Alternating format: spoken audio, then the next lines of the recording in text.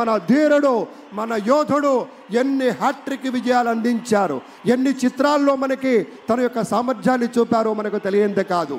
అదొక్కటే కాదు పెద్దలారా, బాలయ్య బాబు గారి గురించి చెప్పుకుంటే బసవరామ తారకం ట్రస్ట్ పేరిట ఆయన అందించేటువంటి సేవలు అనుపమానం, అద్భుతం. క్యాన్సర్ వ్యాధితో బాధపడుతున్నటువంటి అనేక మంది ఆర్తుల్ని రక్షించడం కోసం బసవతారకం ట్రస్ట్ పక్షాన విశేషమైనటువంటి రీతిలో సేవలు అందిస్తున్న బాలయ్య బాబుకి జై. అలాగే మన తమిళనాడు నుంచి ప్రత్యేకంగా విచ్చేసినటువంటి గౌరవనీయుల శ్రీ రజనీకాంత్ గారు విచ్చేశారు, నిరాడంబర యోధుడు. అలాగే మన పెద్దలు మెగాస్టార్ శ్రీ చిరంజీవి గారు విచ్చేశారు. స్వాగతం పలుకుతాం గట్టిగా మన మెగాస్టార్ చిరంజీవి గారికి. అద్భుతం. ఆత్మీయ ఆలింగనాల నడుమ సహేతుకమైన సప్రమాణికమైనటువంటి రీతిలో ఆ వినయం చూడండి మన రజనీకాంత్ గారిది. ఎంత ఎత్తుకెదిగినటువంటి గొప్ప కళాకారుడు అయినా కూడా వదిగి ఉండేటువంటి ఆ మహనీయులందరికీ స్వాగతం పలుకుతూ It gives us great pleasure to welcome Talaiva superstar Rajnikanth garu and Lata Rajnikanth garu to Andhra Pradesh for this momentous occasion. Padma Vibhushanulu ఆ రోజు మనం అంతా చూసాం. పుత్రోత్సాహం తండ్రికి ఏ విధంగా ఉంటుందో మనకి తెలియదు, కానీ సోదర ఉత్సాహం ఆ సాష్టాంగ నమస్కారంలో మనం అంతా వీక్షించాం.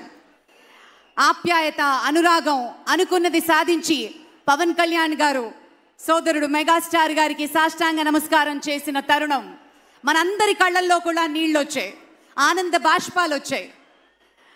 ఒక విజయాన్ని సొంతం చేసుకుని తిరిగి ఇంటికి వెళ్ళి తల్లి గారికి, వదిన గారికి, అన్నగారికి చేసిన సాష్టాంగ నమస్కారాన్ని ఈరోజు సభాముఖంగా గుర్తు చేసుకోవడం అవసరం అనిపించింది.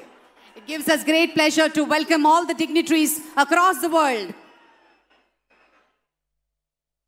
ఇప్పుడు ఒక సాంస్కృతిక అంశంలోకి వెళ్లే ముందు ఒక ఆడియో విజువల్ ప్రెజెంటేషన్ ప్లే చేయవలసిందిగా టెక్నికల్ టీమ్ ని రిక్వెస్ట్ చేస్తున్నాం. ఏవి ప్లీజ్. ప్రజల నుదిటి రాతను మార్చిన నాయకత్వం శ్రీ నారా చంద్రబాబు నాయుడు. చిత్తూరు జిల్లా నారావారిపల్లెలో శ్రీ ఖజ్జూర నాయుడు, శ్రీమతి అమ్మనమ్మ దంపతులకు 1950 ఏప్రిల్ 20న జన్మించారు శ్రీ నారా చంద్రబాబు నాయుడు గారు. విద్యార్థి దశలోనే నాయకుడిగా తన ప్రస్థానాన్ని ప్రారంభించిన చంద్రబాబు గారు 28 ఏళ్ల పిన్న వయసులోనే చంద్రగిరి శాసనసభ నియోజకవర్గం నుండి ఎమ్మెల్యేగా గెలుపొంది రాష్ట్ర శాసనసభలో అడుగుపెట్టారు. 30 ఏళ్ల వయసులోనే ఆంధ్రప్రదేశ్ రాష్ట్ర చలనచిత్ర పరిశ్రమ, పురావస్తు శాఖల మంత్రిగా బాధ్యతలు చేపట్టారు. 1995 సెప్టెంబర్ 1న ఉమ్మడి ఆంధ్రప్రదేశ్ ముఖ్యమంత్రిగా ఆయన ప్రమాణ స్వీకారం చేసే నాటికి శ్రీ నారా చంద్రబాబు నాయుడు గారి వయసు 45 ఏళ్లు. ప్రజలు వేరు, ప్రభుత్వం వేరు కాదని, ప్రజలే ప్రభుత్వమని అంటూ ప్రజల వద్దకు పాలనను తీసుకువెళ్లిన మొదటి ముఖ్యమంత్రి ఆయన. చంద్రబాబు గారు అధికారం చేపట్టే నాటికి ఆనాటి రాష్ట్ర ఆర్థిక పరిస్థితులు అనుకూలంగా లేవు.